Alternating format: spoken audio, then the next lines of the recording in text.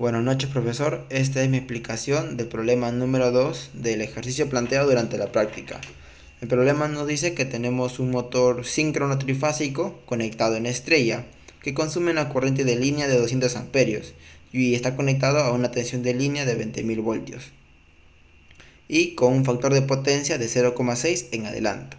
Entonces nos pide calcular la potencia activa absorbida y la potencia reactiva suministrada. La potencia activa es igual al producto de raíz de 3 por tensión de línea por corriente de línea por el factor de potencia o el coseno del ángulo. Conocemos todos estos datos, entonces resolvemos y nos sale una potencia activa absorbida por el motor de 4.156.921,93 watts. Ahora, para la potencia reactiva conocemos la tensión de línea, la corriente de línea, pero nos faltaría el ángulo. El ángulo lo calcularemos como coseno a la menos 1 del factor de potencia de 0,6. El ángulo nos sale 53 grados. Entonces, como conocemos el ángulo, reemplazamos la tensión de línea 20.000 voltios, la corriente de línea 300 amperios y el seno del ángulo va a ser seno de 53 grados.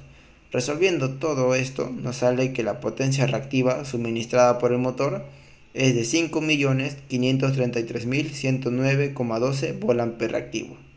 Luego, el problema nos pide calcular la potencia útil. La potencia útil es igual a la potencia absorbida por la eficiencia, que en este caso es el 80%.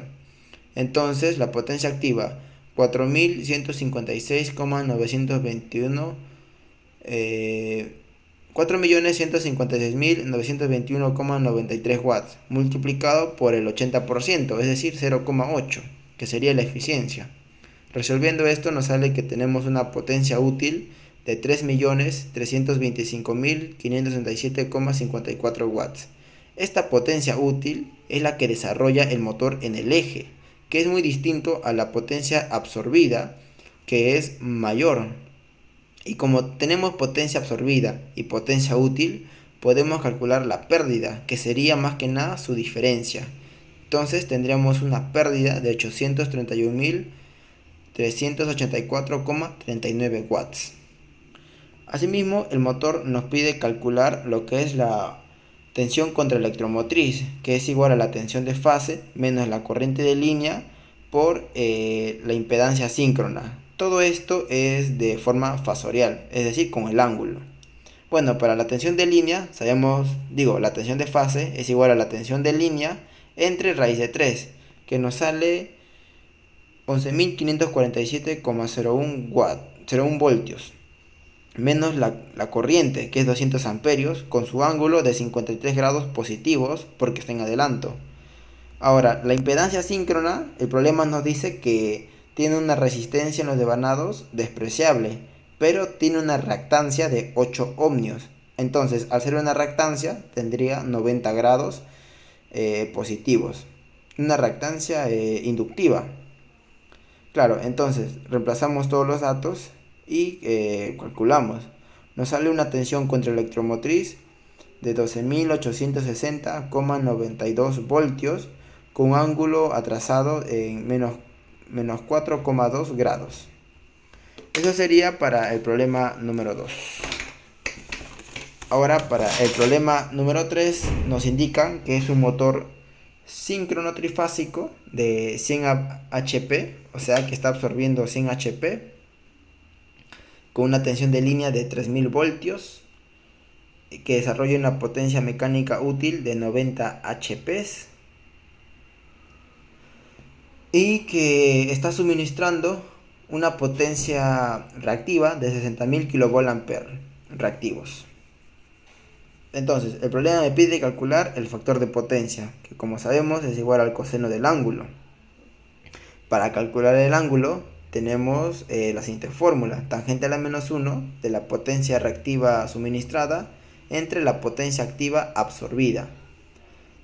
Conocemos ambos datos, excepto la potencia activa absorbida, que está en HP. Para pasarlo a watts, bastaría con multiplicar por 746. Entonces reemplazamos 60.000 kVA reactivos, que es este dato del problema, entre 100 por 746. 100 es dato, 100 HP, 746 es la constante. Resolviendo todo esto, nos sale que el ángulo es de 38,8 grados. Entonces, conociendo el ángulo, reemplazamos en nuestra fórmula. Coseno de 38,8 grados nos sale un factor de potencia de 0,779 en adelanto, ya que el motor está cediendo una potencia de 60.000 kVA reactivo. Luego nos pide calcular la intensidad de corriente absorbida. Para la intensidad tenemos que conocer la potencia aparente absorbida. Entonces, la potencia aparente es igual entre la potencia activa absorbida entre el factor de potencia. La potencia activa es casi dato, que es igual al producto de 100 por 746, que me sale 74.600 watts, entre el factor de potencia, que ya está calculado, 0,779. Si resolvemos esto, nos sale una potencia aparente de 93.366,71 volt-ampere. Entonces, para la corriente absorbida, dividimos la potencia aparente entre raíz de 3 por la tensión de línea. La potencia aparente es dato, ya lo tenemos, raíz de 3, y la tensión de línea ya la conocemos. Entonces, resolviendo todo esto, nos sale que la corriente absorbida por el motor es de 17,96 amperios. Bueno, el problema número 4 nos indica que es un motor asíncrono trifásico que con datos de placa nos dice que tiene una potencia nominal de 12 kilowatts. Puede funcionar tanto en 380 como en 660 voltios, o puede tener una tensión de línea de 23 amperios o de 13,2 amperios. Estos datos no los vamos a usar, ya que el enunciado nos dice que el motor está conectado a 380 voltios.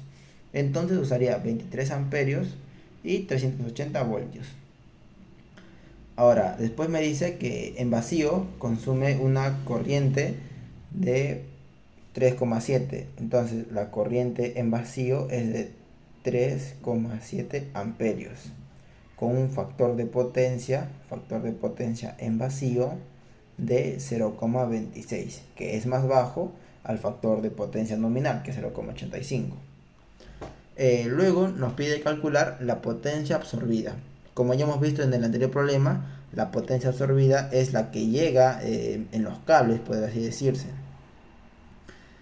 Entonces, la potencia absorbida es igual a raíz de 3 por la tensión de línea por corriente de línea por el factor de potencia. Conocemos todos estos datos, que es dato de placa. Entonces calculamos la potencia absorbida, que es 12.867,4 watts. Correcto. Luego nos pide calcular el momento de rotación nominal. Esto es igual a la potencia de placa o la potencia mecánica entre la velocidad angular, que es 2 por pi por la velocidad de rotación del rotor, entre 60. Conocemos todos los datos, entonces podemos reemplazar. La potencia mecánica es dato de placa 12.000 watts entre 2 por pi por velocidad del rotor, que es 1690 rpm, entre 60. Resolvemos toda esta ecuación y nos sale un momento de rotación nominal de 67,8 newtons metros. Después nos pide calcular las pérdidas por rotación.